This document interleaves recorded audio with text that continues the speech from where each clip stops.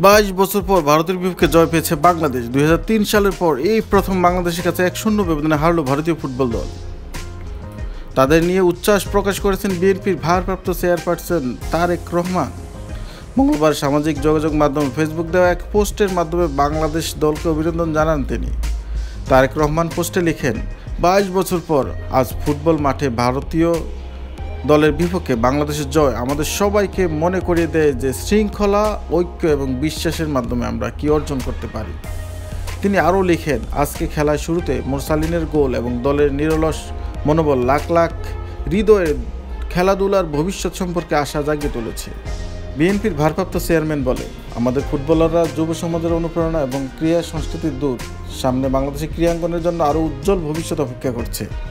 সেখানে প্রতিভা লালিত ও স্বপ্নগুলো পূরণ হবে আর আমাদের পতাকা আরও উচ্চে উঠবে।